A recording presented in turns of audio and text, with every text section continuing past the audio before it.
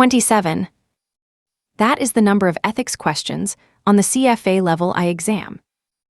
They are worth approximately 15% of your total score, and CFA Institute uses an ethics adjustment that can be the difference between passing and failing. Every single one of those questions maps to one of 7 standards of professional conduct. This video is your complete reference. 1 page, every rule, every trap. Let's go. Standard I covers professionalism, and it has 4 substandards, each one a shield against a specific type of misconduct. IA, knowledge of the law. Follow the stricter of local law or CFA standards. Whichever imposes the more restrictive requirement on the specific act wins. This is not CFA always beats local law. The stricter rule always wins. IB, independence and objectivity. No gift, benefit, or compensation that could reasonably compromise your objectivity. The test is principle-based judgment, not a dollar threshold. IC, misrepresentation. Presenting third-party research as your own without attribution is plagiarism, which is misrepresentation, regardless of whether the content is accurate. ID, misconduct. Fraud outside of investment activities still violates standard ID if it reflects adversely on your professional integrity. Standard II protects the integrity of capital markets with 2 rules. IIA, material non-public information. You may not act on MNPI, and you may not cause others to act on it. This is the tipping clause. If you tip someone who then trades, you have violated IIA even if you never executed a single trade yourself. The Rajat-Gupta case is canonical. Gupta passed information about Warren Buffett's Goldman investment to hedge fund manager Rajaratnam. Gupta never traded. He went to prison for 2 years. IIB, market manipulation. You cannot distort prices or inflate trading volume to mislead market participants. Mosaic theory trap. You can combine public information with non-material non-public information. But if any piece of the mosaic is material and non-public, the entire analysis is tainted. Trading on it violates IIA. Standard III covers duties to clients. It has 6 substandards, more than any other standard. IIIA, loyalty, prudence, and care. Clients first. Always, when employer instructions require actions that harm clients, client interests prevail. IIIB, fair dealing. Equitable treatment, not identical treatment. Different service tiers with disclosed terms are permissible. What is prohibited is undisclosed favoritism. IIIC, suitability. Every investment action in a discretionary account must match the IPS. Market views do not override IPS allocation targets. Suitability is continuous, not just at account opening. IIID, preservation of confidentiality. Do not disclose client information unless required by law. This applies to CRM records, not just verbal disclosures. IIIE, performance presentation. Do not misstate performance results. IIIF, referral arrangements must be disclosed. Memory hook, loyal friends stay close, pay careful attention, LFSCPC.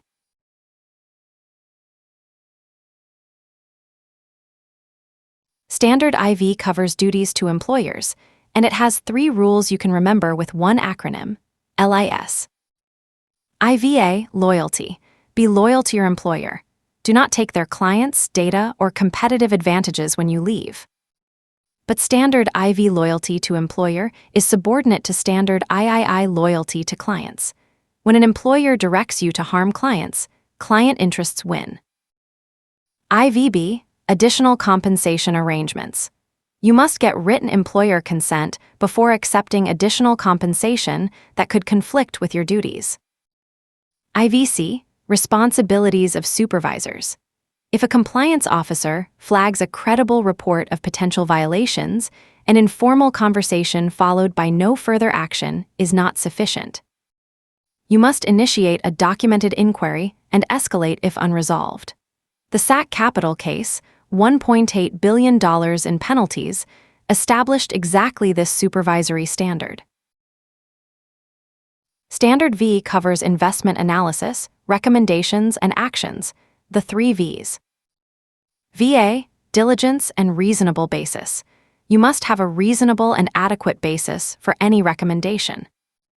Critical trap. You are personally responsible for understanding model assumptions even when using firm-approved third-party models. Firm approval does not transfer your individual liability. VB, communication with clients. Disclose risks, limitations, and material changes, including when a model you use is discovered to have a known bias. VC, record retention. Maintain records supporting your analyses, recommendations, and communications for a minimum of 7 years. Soft dollar trap. The absence of written policies governing soft dollar arrangements violates VC, not VIA. Most candidates immediately jump to disclosure, but the documentation gap is the primary violation. Standard VI covers conflicts of interest, 3 rules with a simple hierarchy, COD. The master priority rule that runs through all of Standard VI is this: clients first, employer second, self last. VIA, disclose all conflicts that could impair your independence or objectivity. VIB, priority of transactions. Client and employer accounts trade before your personal account. Oversubscribed IPOs are categorical. 0 personal account allocation, no matter how small or how proportional. VIC, referral fees. Disclose referral arrangements before or at the time of the recommendation. This applies to all services, not just investment products. Legal service referrals with undisclosed compensation violate VIC. 2 critical traps. 1. Disclosure does not cure a conflict. It is only the minimum required step for legitimate conflicts. 2. An undisclosed referral fee violates VIC as the primary standard, not IB. Standard VII covers responsibilities as a CFA Institute member or candidate, 2 rules protecting the exam and the designation.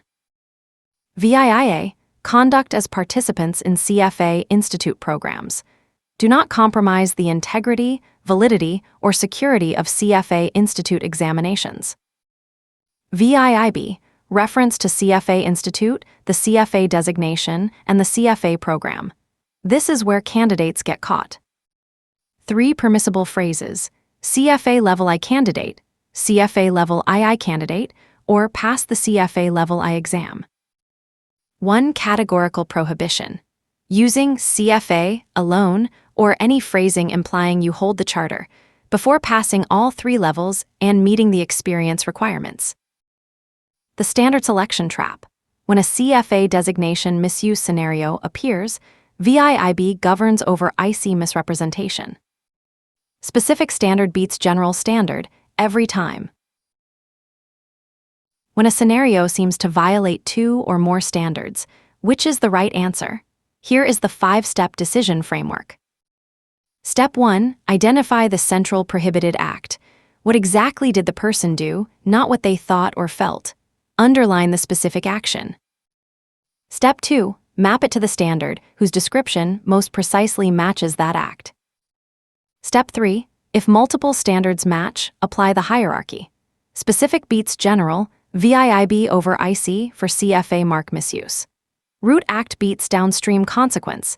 IIIC is primary when the IPS was violated, VB is secondary because the communication failure flowed from the IPS violation. Step 4. Check for the disclosure trap. Ask whether disclosure is sufficient or whether the conduct is categorically prohibited. MNPI-based actions, oversubscribed IPO allocations, and IB pressure-altered research conclusions are not cured by disclosure. Step 5. Eliminate the do-nothing and follow employer answers. For standard IA and IVA conflict scenarios, those options are almost always wrong. The 6 compound violation pairs that the CFA exam tests most often, and which standard to call primary when you see them. Pair 1, IB plus VIA gift or compensation scenario. IB is primary, The independence compromise is the root act. VIA is secondary. The failure to disclose is a downstream consequence. Pair 2, IIA plus IA insider trading where local law also prohibits it. IIA is primary. It governs the specific MNPI conduct. IA applies automatically as the follow stricter rule. Pair 3, IIIC plus VB IPS deviation with no communication. IIIC is primary. The root act is the wrong portfolio action. VB is secondary. The failure to communicate flowed from that act. Pair 4, IVA plus IIID taking client records when changing firms. This is one of the rare dual primary violations. Both standards govern the same act simultaneously. Pair 5, VIB plus VIA personal account trading before clients with undisclosed conflict. VIB is primary. The prohibited allocation is the root act. Pair 6, IC plus VIIB CFA mark misuse. VIIB governs specifically over IC's general misrepresentation. Specific beats general.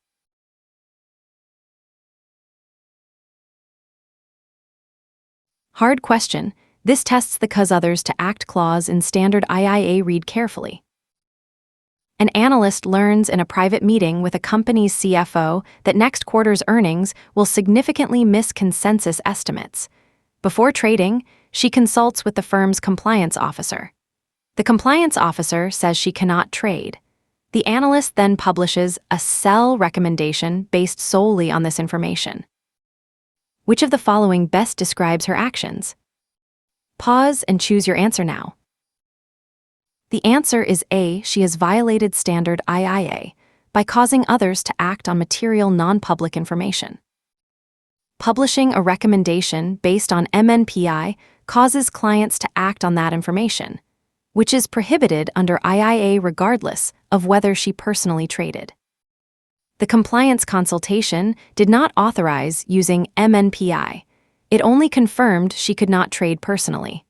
The cause others to act clause extends the prohibition to publishing a report.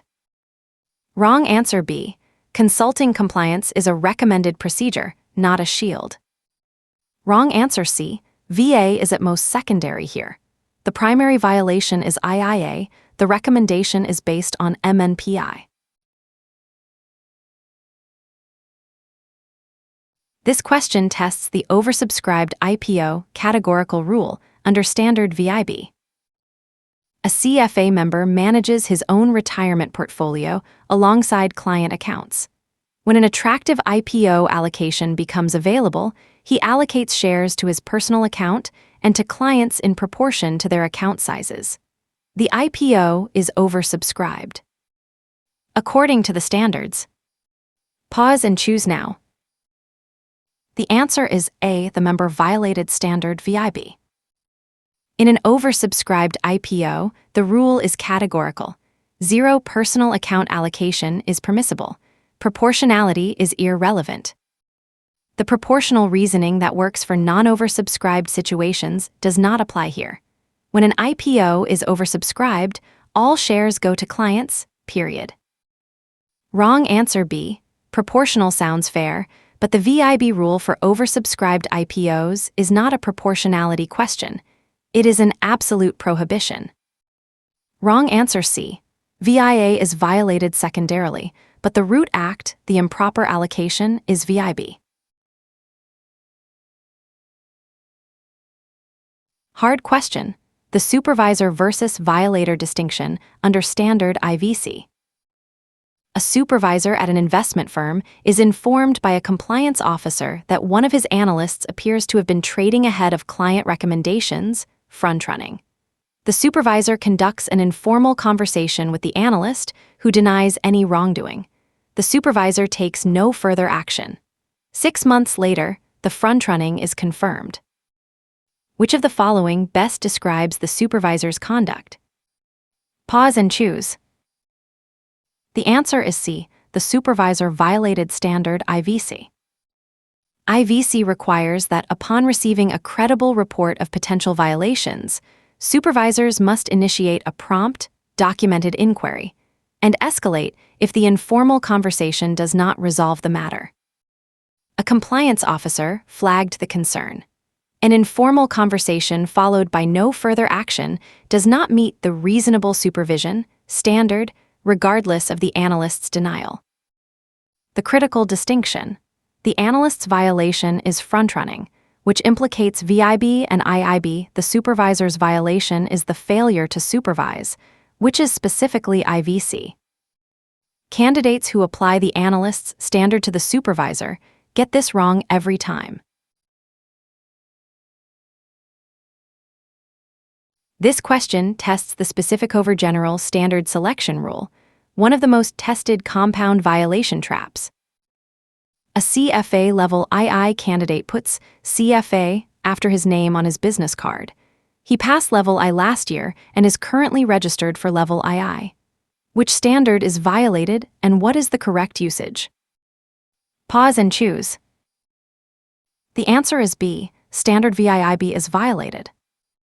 The CFA designation may only be used by those who have passed all 3 levels and met the experience requirements and are active CFA Institute members. A Level II candidate may state CFA Level II candidate, never CFA alone.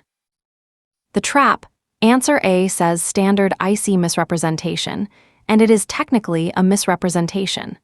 But VIIB is the specific governing standard for CFA credential misuse, and specific beats general every time.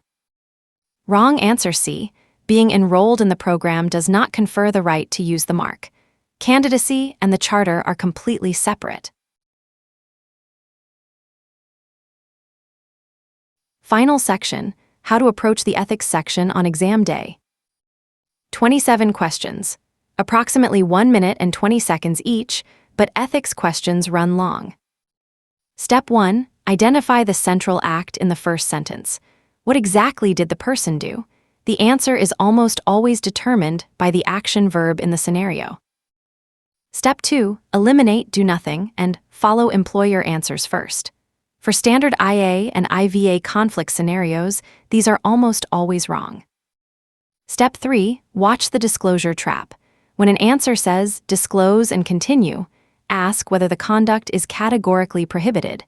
MNPI-based actions are not cured by disclosure. Oversubscribed IPO personal allocations are not cured by disclosure. Step 4. When 2 standards seem violated, pick the more specific one or the root act. Step 5. When in genuine doubt, disclose to compliance. Do not act until cleared and dissociate if the violation continues. This 3-step default answers approximately 30% of all ethics scenario questions correctly. You have the complete reference, you know every standard, you know every compound violation. Go pass this exam.